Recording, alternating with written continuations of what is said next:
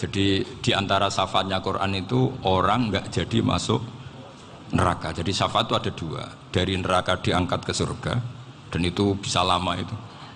Tapi kalau syafaatnya Quran itu yang belum masuk neraka supaya nggak jadi masuk neraka. Karena neraka juga punya aturan, dia juga kena aturan fikih. Jadi, lo betul ini, saya ada guyon. Jadi kena konstitusi apa? Fikih. Sama tak ceritani syafaatnya Quran itu, ada orang itu beling itu fasik. Itu dihafal surat Tabarok. Hafal betul. Tabarakalladzi biyadihil mulku wa huwa ala kulli syai'in qadir alladzi khalaqal mauta wal hayata. Pertanyaannya gini, boleh enggak orang menginjak surat Baqarah? Boleh enggak? Enggak. Padahal orang hafal Quran itu artinya ayat itu ada di hatinya. Fa inna wa ta'ala la yu'adzibu qalban wa al-Qur'ana. Allah tidak akan menyiksa hati yang menyimpan Quran, yang jadi flash disknya Quran, yang jadi rekaman Quran. Singkat cerita orang ini hafal. Pas ketemu Mungkar Nakir prosedur kan, ini orang fasik mau diantemin sama Mungkar Nakir. Prosedur ya, dia kan prosedur standar. Si surat Tabarok akhirnya menjelma jadi seseorang yang gagah berani.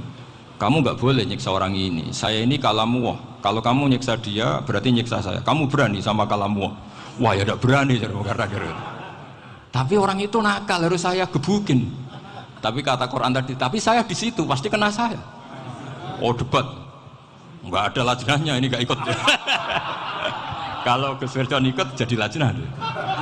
Kalau jadi lajnah pasti kroninan. Kalau santrinya dimenangkan nanti.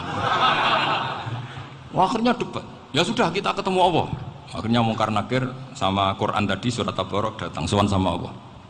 Terus kata Allah, memangnya kenapa Mungkar Nakir? Saya harus nyiksa dia karena dia fasik ya Allah. Memangnya kenapa surat Tabarok? Saya ada di situ. Menurut aturan orang tuh nggak boleh injak Quran. Kalau dia nutuk saya, nutuk Quran, itu harus dikasih tahu fikihnya Mungkar Nakir. Akhirnya Allah ngendikan gini ke surat Tabarok, ya sudah terserah kamu. Kalau terserah kula Gusti, Mungkar Nakir nggak boleh nyentuh orang ini. Ya sudah selamat. Sehingga terus itu sama baca di termasuk mujizatnya surat Tabarok di tafsir Ibnu Katsir banyak. Karena tadi logikanya malaikat itu juga kena aturan fikih. Sehingga banyak ulama termasuk Said Muhammad ngendikan pertanyaan Mungkar Nakir itu tidak semua orang kena. Kalau semua orang kena nanti kalau tanya Nabi Muhammad, waman nabiyuka? Kacau kan jawabnya. Nabi kamu siapa? Saya ini nabi. Iya kan? Lah nanti kalau pas ketemu Nabi Ibrahim, waman abuka? Jadi repot kan? Makanya ada kiai yang guyon kalau ditanya, "Marabbuka?" Saya ini guru tauhid sembrono. Saya ini ngajar Ummul Barohin, kamu tanya Marabbuka. Masyhur itu keramatnya Imam Malik itu. Ada Ashabu Malik, rajulun min ashabi Malik. Beliau ditanya Mungkar Nakir, "Marabbuka manabiuka?" Imam Malik datang, ini seumur-umurnya itu ngajar tauhid. Kok kamu bedai enggak sopan kamu? Nah, kita berharap barokah sampean ngaji nanti itu. Yes. Malaikat itu anak sungkane gitu. Jadi itu. Dan saya meskipun guyon itu serius. Bedanya orang alim sama ndak itu di situ. Kalau orang alim itu guyon itu masih bener, masih serius. Coba saya bacakan ayatnya. Ala inna auliya Allahi la khaufun alaihim wa lahum yahzanun. Terus lahumul busyra fil hayatid dunya fil akhirah. Artinya kalau Mungkar Nakir dengan penampilan garang gitu, berarti ada ketakutan apa enggak? Ada, padahal ciri utama walinya Allah tidak ada ketakutan. Makanya itu termasuk dalilnya Sayyid Muhammad, tidak semua orang alami seperti itu, karena wali-wali itu la khaufun alaihim wa lahum yahzanun. Wah anak kiai temu karena kerja buat tidur wedek. Iku dreseke ora kepala pertanyaan itu, nak konan santri piye? Lho isen wis kiai dihanjuti Mungkar Nakir. Malu gak kira-kira? Mesti pelengane konan santri piye? Nak jawabannya gampang karena pernah ngajar tauhid. Makanya Sayyidina Ali ini cerita ini ada di kitab Nurul Dholam. Sama lihat di kitab Nurul Dholam karangannya Syekh Nawawi Banten. Itu Sayyidina Ali itu ya, andekan orang biasa mungkin ya agak-agak hasut, tapi ini wali gak boleh kamu katakan hasut. Dia itu mangkal sama Umar. Orang kok setiap orang pernah dibentak. Apa dia berani bentak Mungkar Nakir? Penasaran dia. Bagaimana kerengnya Umar itu berlanjut enggak gitu kira-kira. Akhirnya minta, ya Allah saya minta kasyaf. Ya karena yang minta Sayyidina Ali karena mau wajah dituruti sama kasih. Dilihat Sayyidina Umar pas meninggal itu. Jadi hasud itu ya kadang penting asal baik. Loh betul bahasa Kanjeng Nabi kadang la hasada illa fisnaten. Itu Nabi membahasakan ya hasad.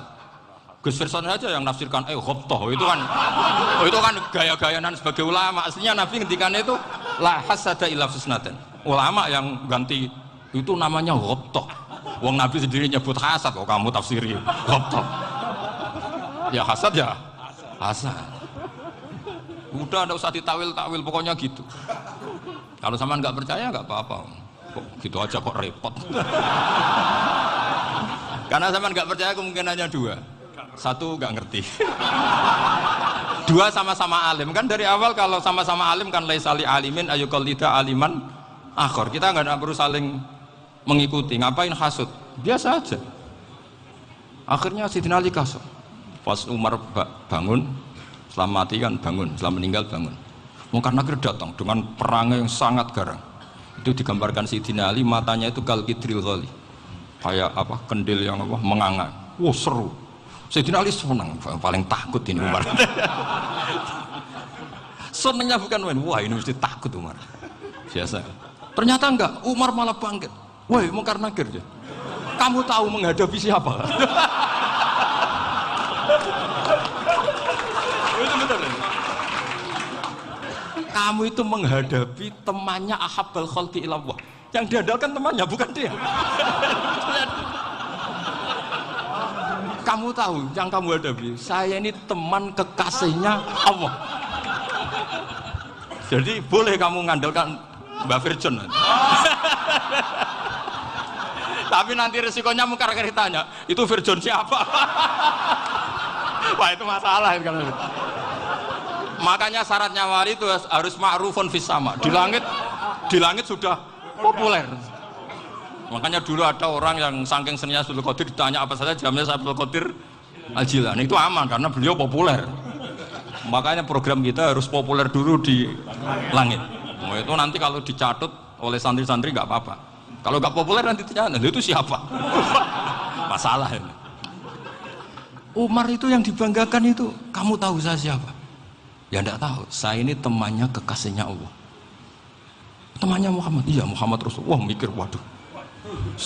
Repot. Loh di dunia aja gitu kan temannya presiden, temannya panglima, apalagi ini temannya Sayyidul Awalin wal Akhirin. Di dunia aja bilang temannya presiden, menteri orang sudah takut, apalagi ini temannya Sayyidul Awalin.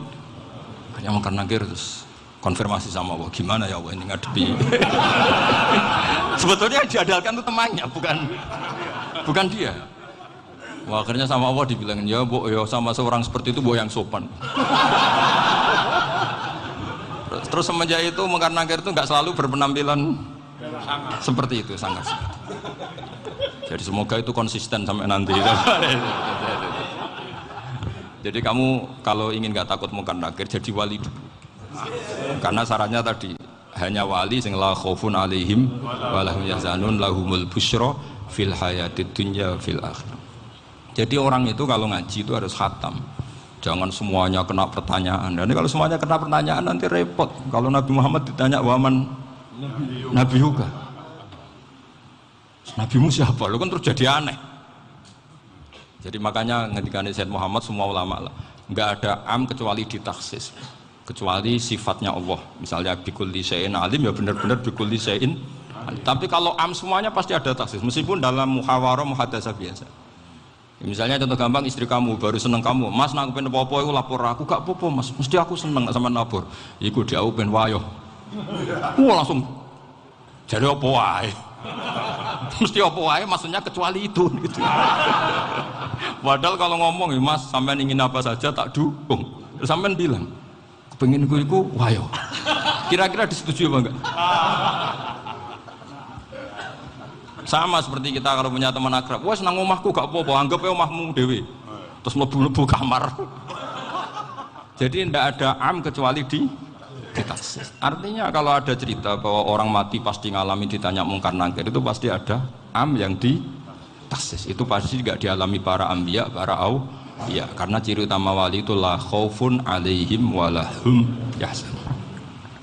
Kemudian saya yang mau cerita ya supaya sampean bisa menghadapi dunia global ini. Tak bawa tafsir Munir termasuk tadi. Kenapa orang Islam Rasulullah SAW itu lebih senang kalau yang menang itu orang Nasrani Romawi ketimbang yang menang itu orang Faris, dalam hal ini ateis. Karena orang ateis itu lebih ngeri. Sebetulnya beberapa penemuan sains, terutama di ilmu medis, itu orang Amerika, kayak cloning. Tapi orang Amerika itu masih dilarang oleh gereja untuk mengaplikasi. Karena nanti bayi cloning itu dipakai suku cadang. Di Amerika masih ditentang oleh fatwa-fatwa agama, baik Islam maupun Kristen. Tapi di Cina itu dipraktekkan, karena nggak ada halangan agama. Di Cina itu biasa ada kondom diolah lagi jadi alat-alat aksesoris. Di Amerika tidak ada karena masih ada agama, masih ada larangan. Sehingga orang Islam itu lebih takut kalau yang menang itu Persia, karena terus cara berpikir ternyata Tuhan itu tidak ada, langit nggak ada perannya. Jadi ketika yang menang Nasrani masih berpikir itu pertolongan Tuhan, meskipun mungkin cara mengatakan Tuhan beda dengan kita. Tapi ada satu kesamaan bahwa kekuatan samawi itu ada. Jadi disebut ghulibatir rum fi adnal ardi wa hum min ba'di ghalabihim saghlibun. Di sini diterangkan oleh Syekh Nawawi supaya kamu tidak salah paham. Sebetulnya kamu katakan misalnya wah itu paham liberal, sebenarnya saya tidak tersiksa. Cuma takut yang mengatakan seperti itu cek goblokir atau ngaji gitu. Itu aja masalah saya.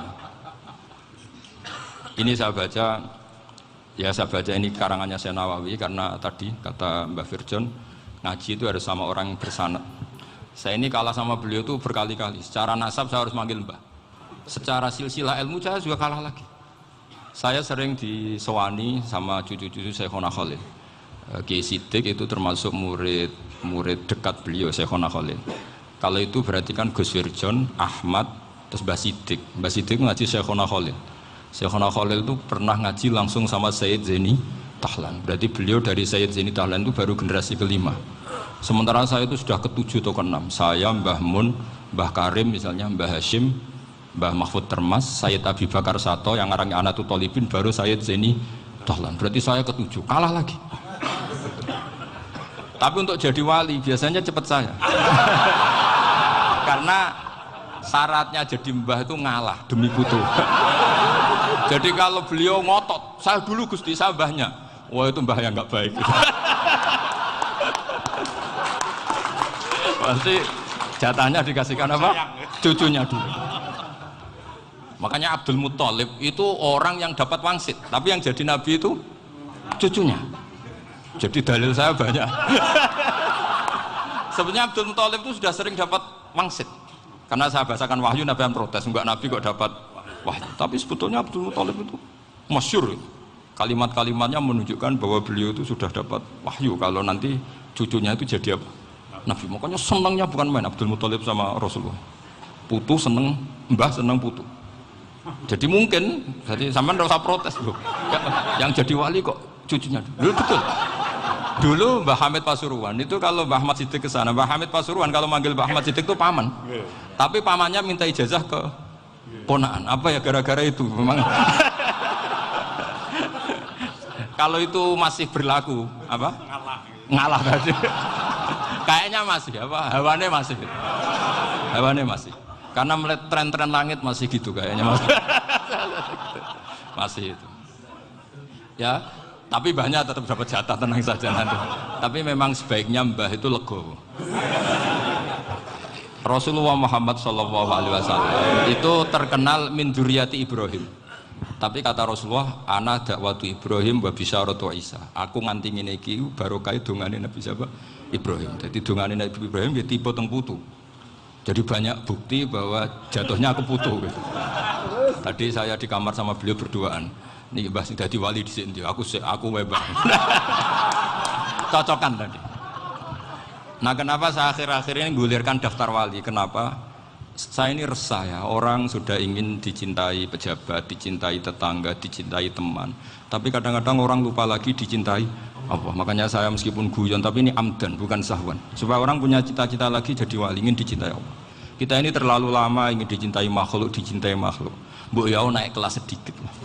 ingin dicintai Allah Subhanahu wa Ta'ala. Meskipun saya guyon, tapi tadi guyon saya tuh lebih serius ketimbang serius Anda. Karena tak pikir. Saya tuh kalau pergi itu seneng ngebis, bukan karena saya tidak punya mobil, tapi saya sering mau butuh itu supaya agak diganggu. Karena saya tuh harus punya waktu sendiri. Kalau ngebis kan ketemu orang nggak kenal, tapi sekarang ya agak susah, banyak yang kenal. Dan susahnya lagi nggak minta ijazah, minta foto. Aduh.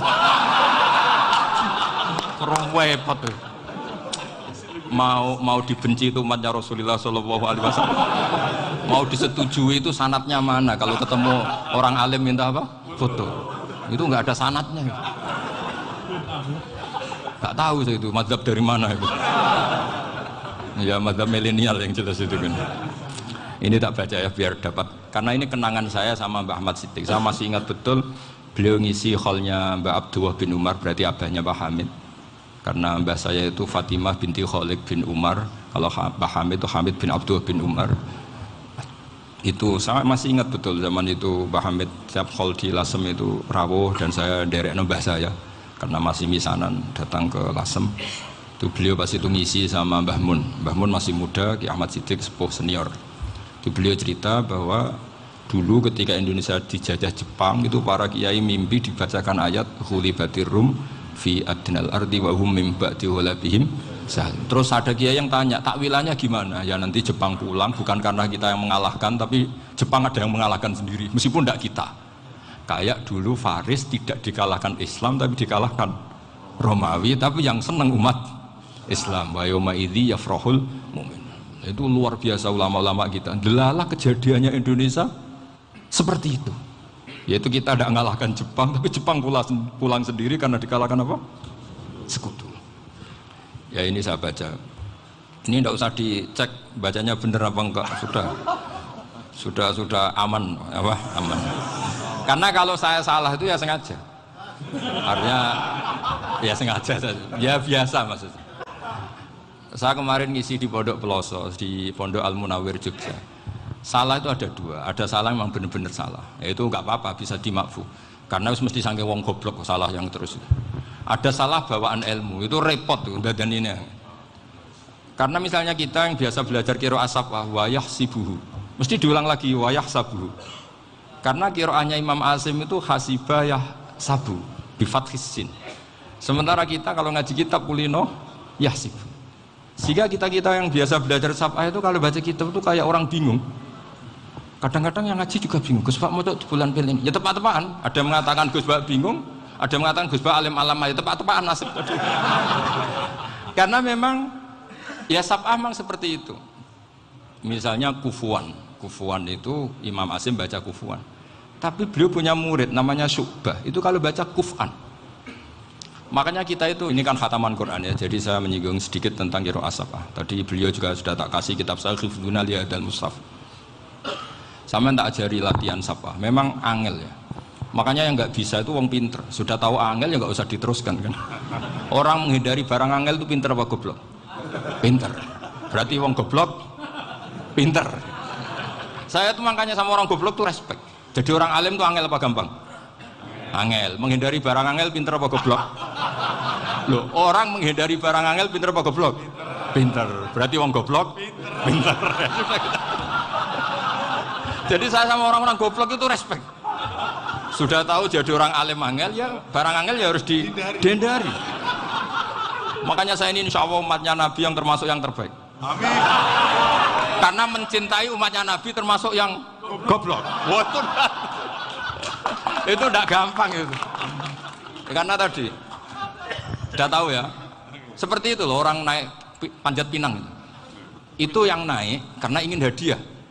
Yang nonton sudah tahu wah licin kok dinaikin mau keplotok ya. Tapi orang sepakat yang nonton juga pinter karena sudah tahu ribet kok. Tukun yang pasar kena lah apa mana. Sama juga gitu. Ngalim tafsir angel, ngalim fikih angel. Ada karek ngaji ngerekam kan gampang. Itu pinter apa goblok? Pinter. Iya. Makanya kula niku mbok burohno ngono tok. Saya tadi dinasihati Mbak Firjon muga-muga hati saya selamat. Saya itu meskipun kata orang banyak, muhibbin saya banyak, tapi saya insya Allah tidak riya. saya itu pakai kitab namanya Tasbitul Fuad, itu karangannya Sayyid Abdul Al-Haddad. Ketika beliau punya muhibin banyak ditanya, bagaimana ya Habib Anda menjaga hati Anda? Jamnya Sayyid Abdul Haddad itu unik. Innama azomu Allah. Mereka itu sebenarnya menghormati Allah. Cuma butuh sarana, dan itu saya. Jadi saya tahu sampean semua itu mencintai Quran, mencintai sunnah Rasul, mencintai hadis-hadis Rasul. Cuma sampean kan karena nggak paham, terus manfaatkan saya. Jadi sebenarnya saya ini korban. Korban. Jadi saya mau riak gimana? Korban kok mau. Bangganya di mana tuh? Coba sampean misalnya ngaji tafsir, belajar sendiri kan susah. Terkibnya susah, maknanya susah. Bahkan beli kitabnya kadang tidak kuat. Loh, untuk jadi alim tafsir itu kan harus beli kitab. Loh, saya sering belajar kitab itu jutaan. Tafsir Tobari, saya pernah beli kitab Fakhrur Razi itu berapa coba? 27 jilid. Karangannya Fakhrur, belum karangannya ulama modern, Imam Sya'rawi. Itu berapa jilid? Itu jutaan. Saya kemarin juga dihadiahi kitab Pak Quraish Shihab namanya Faidul Bari fi Syarhil Bukhari. Pak Quraish Shihab yang terkenal. Dia sering diskusi sama saya. Saya ngasih hadiah beliau, beliau ngasih hadiah saya. Oh itu harganya nggak kuat. Tidak kuat kadang di Indonesia nggak ada coba. Dan sama orang hebat menghindari kesulitan itu. Nah kesulitan itu, sebab ngaji ikut, kalau nggak paham dirukuk rekamannya sudah gitu. Pinter mana sampean sampai saya? Pinter sampean kan? Bikin sosis susah, beli aja kok repot kan? Nah, makanya nggak boleh orang bilang, wah aku goblok reso tafsir, aku wong pinter. Makanya nanti kalau saya ketemu Nabi tidak termasuk orang yang mentahkir orang Islam. Kafabil mari isman ayah kiro akhahul muslim. Jadi cukup orang itu dosa kalau menyepelekan orang Islam, termasuk darani sampean goblok itu dosa. Caranya nggak darani goblok ya tadi di logika tadi. Alim itu angel, menghindari angel itu pinter. Berarti wong bodoh pinter ya sudah gitu. Tapi tetap bodoh. Tapi ini satu cara untuk saya respect gitu. Coba orang yang ngaji tafsir saya banyak, mungkin ribuan. Itu sebetulnya mencintai Quran. Karena Quran adalah kitab suci yang panduannya umat Islam. Sangat mencintai Quran. Terus kemudian mereka nggak paham. Terus mencari orang yang memahamkan. Burono lah cara jawabannya. Terus keren saya itu di mana coba? Lah terus mereka kurang ajarnya gini, kalau paham itu ya alhamdulillah paham. Kowe nak ngaji Gus wae ngono tok. Tapi nek ora paham, ora nyalano akale. Mari Gus Wan nerangno cepet mulane gak paham. Ora kok nyalano teke sing lelet tuh. Oh kan masyaallah naudzubillah tenan. Sebetulnya tingkat kurang ajarnya tinggi Gus sebenarnya. Jadi kalau nggak paham itu kadang nggak nyalahno uteke. Kayak mau misalnya, mau mari mikir ra jelas. Padahal misalnya jelas ora mesti paham bodoh. Paham ya? Jadi kata Sayyid Abdul Haddad, innama azzamu Allah. Sebenarnya mereka itu sangat menghormati Allah. Makanya kita nggak perlu mengatakan wasilah itu kafir, nggak akan. Karena orang tawasul sama Rasulullah itu ingin dapat ridhonya Allah lewat orang yang dicintai Allah. Kita mencintai wali sebenarnya, wah itu kekasih Allah. Kita mencintai itu karena mencintai Allah. Sama seperti gini, kamu mencintai kangkung apa enggak? Sebenarnya sama sekali enggak. Tapi kamu ingin sehat, ada asupan gizi. Kamu ingin tubuh kamu sehat, butuh asupan gizi. Kemudian kamu makan kangkung. Apa terus kamu cinta kangkung kan enggak? Cinta kesehatan kamu sama. Orang yang mencintai saya ingin kepuasan rohani. Saya kan termasuk kiai yang torekonya gampang. Ini swarga kan akhirnya penggemarnya banyak. Coba kalau kamu ini neraka. Jadi sebetulnya Anda mencintai kepuasan Anda sendiri. Nah, saya ini korban. Makanya untuk masuk surga cepat saya, korban itu cepat. Da'watul mazlum la turaddu kan gitu. Laisa bainahu wa bainallah hijab. Jadi saya kalau dongo langsung seret langit. Karena mazlum. Saya sinau tafsir itu Mbak, sampean bayangkan ada tafsir itu sudah 27 jilid. Sengarang Fakhrur Razi itu bulatnya bukan main. Karena dia ahli filsafat. Bulatnya Masya Allah. Sudah gitu sinau Jalalain kadang dikomen oleh Sawi. Sudah kita percaya Jalalain dibuli Sawi. Percaya Sawi dikandani, oh iku Maliki Rasafi, oh ribet. Sudah gitu sinau Qurtubi, sinau tafsir Tobari itu susahnya. Belinya susah, belajarnya susah. Padahal saya punya keluarga, punya istri, punya anak. Bayangkan kalau istri saya rewel kayak istri sampai. Wah itu, tapi alhamdulillah enggak. Sama sekali tidak. Allah sudah memilihkan, wah ini bahaya kalau punya istri rewel. Imam Sibawai itu kitabnya banyak, tapi yang terbukukan hanya kitab Sibawai. Karena beliau kalau sudah belajar lupa istri. Hanya pas beliau di pasar, kitabnya dibakar semua sama istrinya. Karena dianggap saingannya. Ternyata yang dicerai tidak kitabnya, malah istrinya. Itu Imam siapa? Sibawai. Tapi alhamdulillah kitab saya nggak terbakar, aman. Saya teruskan ya. Jadi untuk menjaga riya dilatih innama azzamu Allah. Sebenarnya mereka itu menghormati, sehingga wasail itu sebenarnya nggak pernah jadi subjek pelaku utama, tetap Allah. Sebab itu kata Sayyid Muhammad, kamu kok mengatakan wasilah itu kafir itu gimana? Ketika innallaha qad ba'atsa lakum taluta malika. Talut itu ya manusia. PD-nya itu apa? Inna ayata mulkihi ayyatiyakumut tabut fihi sakinatum mir rabbikum wa baqiyatum mimma taraka alu Musa wa alu Haruna tahmiluhul malaika. Jadi beliau PD itu kalau bawa sunduk semacam peti sakti, sing di situ ada baqiyatum mimma taraka alu Musa wa alu Haruna tahmiluhul malaika. Ya kayak semacam jimat. Tapi saya bukan mensyariatkan jimat enggak, karena nanti banyak penjual yang pembohong juga gitu loh.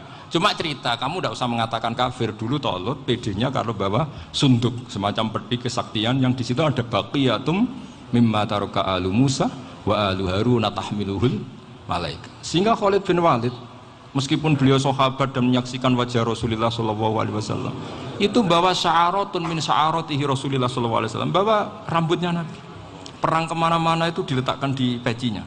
Nanti sama tanya lagi, masa pakai peci Khalid bin Walid ini? Wah panjang, sampai itu repot. Sampai tak warai ngaji usul fikih. Usul fikih itu kalau ngaji itu ada istilah tangkihul manat. Ini mestinya wilayah yang kita bisa berdebat sama Mbah Firjon. Dulu itu musuh saya karena saya makili Anwar, beliau makili Peloso. Tapi tahu-tahu kalah tua terus saya mengundurkan diri. Di fikih itu ada istilah, ada tangkihul manat, ada tahqiqul manat, ada tangkihul manat. Tangkih itu kira-kira gini, lafadz hadis itu dibuang sekian untuk tahu bahwa itu madarul hukmi. Misalnya gini, tak beri contoh paling gampang. Saman harus paham, kalau nggak paham nggak pinter-pinter. Ja'a a'rabiyun ila Rasulillah sallallahu alaihi wasallam. Ya karena ini menghormati Mbah Ahmad Siddiq, saya orang alim, jadi ngaji ini tetap ada suasana alim. Ya harus ada suasana alim. Nggak perlu jadi orang alim, tadi susah. Sudah ngindari susah itu pintar. Sudah itu aja. Jadi orang alim susah, ngindari barang susah pintar. Berarti orang tidak alim pintar. Nah, meskipun tetap sudah itu pegangi sampai mati nanti. Loh, jadi orang alim itu repot. Itu kata Imam Ghazali, kalau orang alim kalau masuk surga itu sama Allah nggak boleh. Kif, kamu nggak boleh langsung masuk surga. Coba cari umat kamu, syafaati dulu. Nah, saya takut nyari sampean nggak bisa kembali. Saya tidak punya rencana itu. Pokoknya mau masuk. Boleh sampean kuaduan balik raroh dewa, repot nanti saya. Berat jadi orang alim itu berat. Ya saya teruskan ya. Ada tangkihul manat. Ja'a a'rabiyun ila Rasulillah sallallahu alaihi wasallam. Faqala ahlaktu wa ma ahlakaka qal waqatu imraati fi nahari Ramadan. Ya sidang saya ini rusak ya Rasulullah. Kenapa? Karena saya menjima istri saya fi nahari Ramadan. Terus kata Nabi, kamu harus bayar kafarah. Napa Nabi kafarah? Puasa 2 bulan. Wong baru 1 hari aja terjadi gitu kok disuruh puasa 2 bulan. Ya tidak kuat ya Rasulullah. Baru berapa hari saya puasa aja kecelakaan seperti itu. Apalagi kalau sampai 2 bulan. Enggak ya Rasulullah. Ya sudah kalau gitu kamu pertama ngasih makan apa? Itku rokobah kan, pertama merdekakan budak. Tapi kan sekarang nggak ada budak makanya. Terus sekarang langsung puasa. Wah ini nggak bisa semua. Ya sudah ngasih makan orang 60. Kasihkan siapa ya Rasul? Ya orang fakir. Saya ini paling fakir. Di kampung saya ini orang paling fakir. Jadi mulai dulu orang fakir itu hubungan suami istri itu paling lancar. Mulai dulu. Makanya orang fakir itu anaknya banyak karena hiburannya hanya itu. Wong Ramadan aja. Coba mau ke ATM nggak punya uang, mau antri di bank nggak punya, mau apa coba? Itu mulai dulu. Ini sanatnya mutasil. Wah, akhirnya sudah sanksinya kan tadi ya, itqu raqabah atau puasa 2 bulan berturut-turut atau ngasih makan 60 orang miskin. Lalu kata ahli usul fikih, kata a'rabi dibuang, nggak menjadi catatan hukum. Orang kota pun kalau melakukan itu juga kena sanksi yang sama. Imro'atau juga dibuang. Andai kan itu dilakukan untuk amatnya juga ketentuannya sama. Nah sekarang perdebatan antara Imam Syafi'i dan Imam Malik begini. Sekarang pertanyaan gini, jima istri itu hukumnya boleh apa haram? Boleh kan? Lalu kalau ada orang tanpa udzur kemudian makan siang-siang, cara Imam Malik hukumnya sama, harus kena sanksi yang sama. Karena sama-sama hadku hurmati Ramadan bi ghairi udzrin syar'iyyin. Sama-sama merusak hukum Ramadan tanpa udzur. Lu jima itu udah zina, kan hukumnya jais. Nah sekarang makan hukumnya jais, harusnya juga kena ketentuan yang sama. Cara pikirannya Imam Malik. Nah alhamdulillah Imam Syafi'i gak setuju. Wah cara setuju repot. Bahkan orang-orang Syafi'i sudah punya khilaf, kalau gitu minum dulu. Iya biar iftarnya pakai minum. Setelah minum baru jima kan. Ini sudah menyiapkan khilafnya. Ini khas Syafi'i ini, bongsong rekayasa hukum. Nanti bisa belajar jauh cara ngakali hukum. Makanya guyonan yang masyhur Gus Dur itu gitu. Ada seorang kiai atau Gus lah, ya punya salah, namanya manusia kan punya salah, entah cangkruk entah apa, pokoknya punya salah. Ada wartawan yang ngiranya semua kiai itu orang suci, sehingga tanya sama Gus Dur, Gus itu ada kiai kok, ya pokoknya salah lah. Tapi jangan bayangkan dosa besar, enggak, kecil-kecil aja. Itu gimana itu? Padahal kiai kan orang suci. Jawabnya Gus Dur lucu. Ya justru yang boleh salah itu para kiai. Kalau kamu nggak boleh. Loh, kok bisa Gus? Karena mereka tahu caranya tobat. Repot. Kalau kamu nggak tahu caranya. Sama pelanggaran hukum itu ya harus pakar-pakar hukum. Ya. Itu yang tahu caranya rekayasa. Kalau kamu ya kena pasal kan ya. Jadi kamu jangan niru saya ini punya sekian cara untuk nah, itu namanya khilaf. Makanya kata Sayyid Muhammad, kamu tidak usah anti khilaf, karena Abu Hanifah itu membolehkan khilaf, kitabul khiyal. Yang penting kamu soleh dulu, setelah soleh nanti Allah maklumi. Soleh dulu, syaratnya soleh dulu. Kalau tidak soleh jangan. Contohnya gini, ada orang mau puasa lemes sekali, mau makan, gampang. Kalau langsung makan kan kayak hadku hormati Ramadan biwari udhrin syar'iyyin. Aku langsung mau jembera sowan Mbah Firjon. Sudah status saya apa? Musafir. Ya sudah, berangkat aja sampai Tuban makan. Nanti kalau nggak jadi ya nggak apa-apa sudah. Kan mulai pergi sudah musafir. Saya tidak tahu nanti malaikat tertarik gebuki nggak tahu. Tapi itu ada khilafnya, asal soleh lah. Karena kata Sayyid Muhammad dan semua kitab mengatakan itu. Kalau sama nggak tahu ya kebablasan. Nabi Ayub, yang terkenal Gudiken itu siapa? Ayub ya. Nah, itu yang Israiliyatnya akan seru. Gudiken dikukur bek kreweng itu terlalu lah kalau itu. Untuk kreweng konti, ning arep ora ono kreweng itu sudah masalah itu. Singkat cerita, Nabi Ayub ketika diasingkan kaumnya itu kan nggak punya sumber makanan. Lah orang lelaki itu mulai dulu egois. Istrinya Nabi Ayub itu cantik sekali, udah cantik, rambutnya bagus. Makanya kamu nggak usah tanya kenapa istrinya Kiai banyak yang cantik. Ya, nah, warasatul anbiya, nggak boleh gitu. Kalau nggak cantik ya warasatul anbiya dari segi balak. Istrinya Nabi itu semuanya cantik. Nggak usah tanya sebabnya apa, pokoknya gitu, semuanya cantik. Singkat cerita, beberapa kali istrinya Nabi Ayub itu kerja demi bisa nafkahi Nabi siapa? Suatu saat itu tidak ada pekerjaan yang cukup untuk beli roti. Satu-satunya peluang dapat rezeki itu putrinya raja itu rambutnya berondoli. Terus ada sayembara siapa yang rambutnya bagus mau dibeli. Sampai rambutnya istrinya Nabi Ayub itu dijual. Nabi Ayub tersinggung karena itu mengurangi kecantikan. Jadi lelaki mulai dulu gitu. Udah nggak urun kalau istrinya nggak cantik itu komplain. Itu khasnya lelaki. Jadi kalau kamu gitu ada sanatnya juga, tenang saja ya. Komplain ya pegawaian itu. Saking mangkelnya Nabi Ayub terus ngendikan la adriban naki mi'ata sautin. Kamu akan saya pukuli dengan mi'ata sautin atau dengan 100 cambuan. Atau mi'ata dikhtin atau mi'ata apalah sesuai konteks zaman itu. Engko namuni pecut tuku konti kok ribet lagi. Singkat cerita akhirnya ketahuan bahwa istrinya menjual itu demi Nabi Ayub. Allah nggak ridho kalau kekasihnya yaitu istrinya Nabi Ayub wis perjuangan kayak gitu malah kena hukuman. Tapi Allah juga nggak ingin kekasihnya yang bernama Ayub melanggar sumpah. Padahal beliau sudah sumpah, wallahi demi Allah nanti tak pukul dengan 100 kali. 100 kali dengan lidi lah misalnya, contoh yang gampang itu lidi.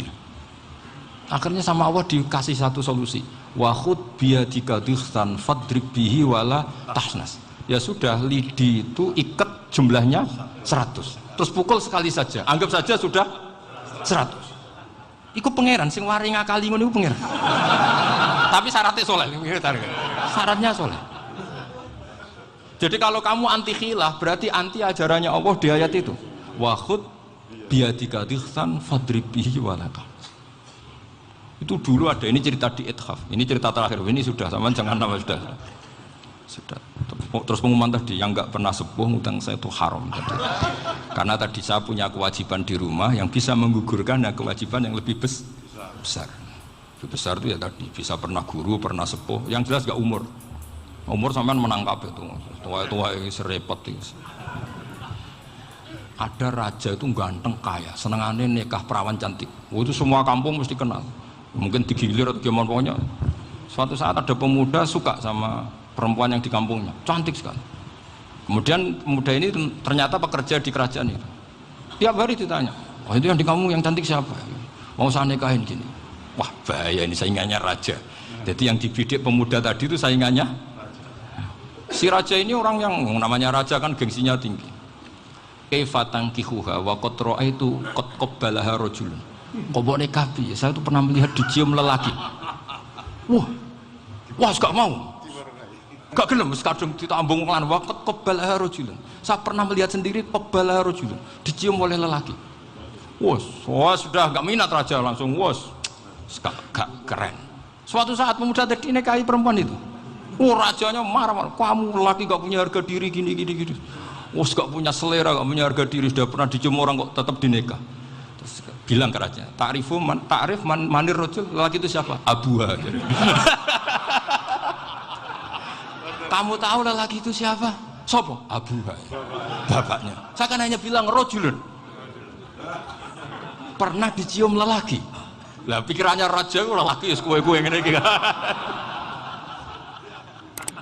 Tapi butuhe canom mau raja ben gak sida itu aja tuh. Baru kayak digulirkan gitu waqat qabbalah rajulun. Wah nggak mau. Setelah itu suatu saat pegawainya tadi nikahi perempuan. Kamu nggak punya harga diri gini. Kamu tahu mandir rajul apa abuha? Wah nak ngono aku gak apa-apa. Lah monggo sakniki wis bojo kula. Ora trimo wis diambung wis macam-macam. Lah itu namanya khilah. Apa? Khilah. Kalau di balaghah disebut tauriyah atau apa. Tapi saya tidak ngajari sampean seperti itu. Sudah pinter sebelum saya ajar. Bangsa ngakali kan sudah pinter. Ya ini terakhir tak baca Arabnya saja nanti. Bismillahirrahmanirrahim. Biar dapat barokahnya Syekh Nawawi juga barokahnya guru-guru. Bismillahirrahmanirrahim. Wa sababu nuzuli hadil ayati annahu kana baina farisa war rumi qitalun wa kana al musyrikuuna yawadduna an taghliba farisu ar-ruma li anna farisa kanu majusiyan ummiyin wal muslimuna yawadduna ghalabatar rum ala faris liqaunihim ahla kitabin. Jadi zaman dulu orang Islam lebih senang kalau yang menang itu orang Nasrani. Kalau bandingannya ateis, karena bagaimanapun percaya kekuatan langit. Sementara orang ateis sama sekali tidak percaya kekuatan. Apapun bedanya kita dengan Nasrani itu ada kesamaan, yaitu percaya adanya kekuatan langit. Sehingga ketika orang Romawi kalah itu orang Islam ikut susah. Paham ya? Makanya ini tak baca biar sampean nggak macam-macam pikirannya. Fab'atha Kisra saat terusnya, ya pokoknya seperti itu. Akhirnya Rasulullah SAW berdoa lebih seneng yang menang itu Rom karena ahli kitab. Artinya apa? Kemenangan ahli kitab adalah kemenangan makhluk atau hamba Allah yang mentautkan kekuatan kita di bumi dengan kekuatan langit. Makanya saya berharap selain kita ikhtiar medis, kita harus memperbanyak istighfar. Bagaimanapun semua itu dari Allah Subhanahu wa Ta'ala. Kita menghormati negara dengan ikhtiarnya, tapi saya mohon sekali kita juga istighfar, karena semua itu juga ditentukan oleh Allah, oleh langit. Ya, saya kira demikian. Assalamualaikum warahmatullahi wabarakatuh.